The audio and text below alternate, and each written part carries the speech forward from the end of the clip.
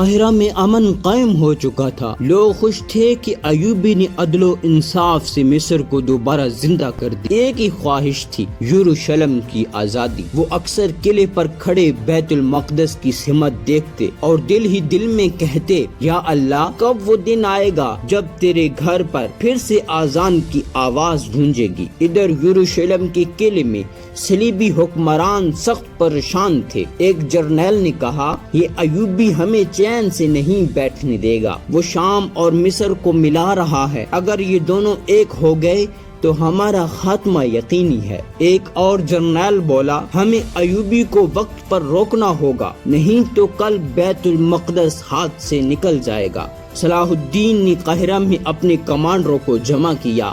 وہ فرش پر بیٹھے، سامنے قرآن کھلا ہوا تھا۔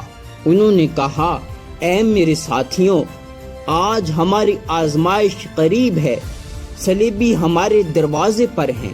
یاد رکھو، تلوار سے پہلے دل کا ایمان ضروری ہے۔ اگر ایمان کمزور ہوا تو لشکر بڑا ہونے کے باوجود شکست کھا جائے گا۔ سپاہی بلند آواز میں بولے، اللہ پر بھروسہ ہے اور آپ کی قیادت پر یقین ہے۔ چند دنوں بعد صلیبی لشکر مصر کے سرحد پر نظر آیا۔ دشمن تعداد میں کہیں زیادہ تھا، بھاری ہتھیار اور بڑے جھنڈے، مگر مسلمانوں کے پاس ایمان کی طاقت تھی۔ صلاح الدین گھوڑے پر سوار ہوئے، لشکر کے سامنے آ کر پکارا، اے مجاہد، آج قاہرہ کی عزت، دمشق کی حفاظت اور بیت المقدس کی امید تمہارے کندھوں پر ہے۔ اگر آج ہم پیچھے ہٹے تو امت صدیوں پیچھے چلے جائے گی۔ نعرہ تکبیر بلند ہوا، اللہ اکبر، اللہ اکبر۔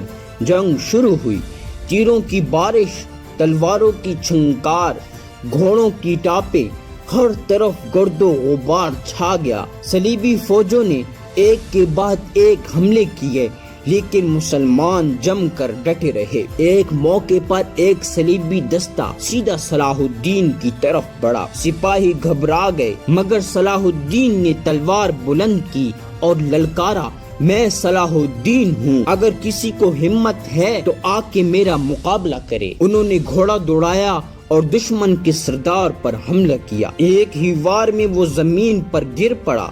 یہ منظر دیکھ کر مسلمانوں کے حوصلے آسمان تک پہنچ گئے۔ لیکن جنگ کے دوران ایک اور مسئلہ کھڑا ہو گیا۔ مسلمانوں کے لشکر میں کچھ لوگ جان بوجھ کر پیچھے ہٹنے کی کوشش کر رہے تھے تاکہ صلاح الدین کمزور ہو جائے۔ کچھ سپاہی بھاگنے لگے۔ اس وقت صلاح الدین نے گھوڑا روک کر بلند آواز میں کہا، جو اللہ کی راہ سے بھاگ گیا وہ دنیا و آخرت میں ذلیل ہوگا۔